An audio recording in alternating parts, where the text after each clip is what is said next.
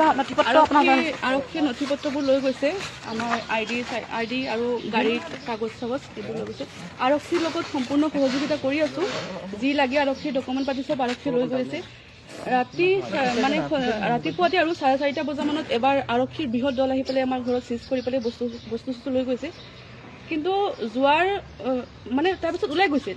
আকৌ আধা ঘণ্টাৰ পিছত আকৌ আৰক্ষী ঘূৰি আহিছে কি উদ্দেশ্যত কি হেৰিত ঘূৰি আহিছে গম নাপাওঁ কিন্তু আকৌ আহি পেলাই সিহঁতে চালে কিন্তু এটা বস্তু বেয়া লাগিছে ঘৰত মানে মই মোৰ মা মোৰ বাচ্চা দুটা ছোৱালী আছিলোঁ কিন্তু পুলিচৰ লগত লেডিজ পুলিচ নাছিল সেইটো বস্তুটো অলপ মই বেয়া পাইছোঁ অলপ হেৰি লাগিছে আৰু বেলেগ একো নাই আমি তদন্তত মানে হেৰি পুলিচৰ লগতে আছোঁ আৰু আদালতৰ ওপৰত বিশ্বাস আছে আদালতে আমাৰ লগতে থাকিব আদালতে সত্য আৰু ন্যায়ৰ লগত থাকিব আদালতৰ ৰায়ৰ ওপৰত এতিয়া মই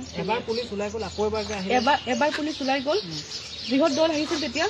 ওলাই গ'ল যোৱাৰ পিছত আধা ঘণ্টাৰ পিছত আকৌ ঘূৰি আহিছে পুলিচ কিন্তু তেতিয়া যে আহিছে ঘৰত লেডিজ মানুহ আছিলোঁ এটা পুলিচৰ লগত লেডিজ পুলিচ নাছিল সেইটো বস্তুটো অলপ আনকমফৰ্টেবল পাইছোঁ আৰু মানে পুলিচটো গুচি গৈছিল দ্বিতীয়বাৰ আহি পেলাই আকৌ ডকুমেণ্ট পাতি চাইছে আকৌ জব্দ কৰিছে কিবা কাগজ পাতি কিবা আকৌ চাইছে সেইবোৰতো ক'ব নোৱাৰি কিবা কাগজ পাতি লৈ গৈছে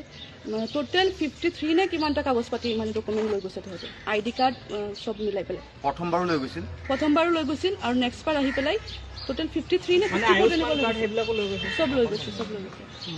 আৰু মিডিয়াৰ যিবোৰ হেৰি আছিল প্ৰেছৰ কাৰ্ড আছে সেইবোৰ লৈ গৈছে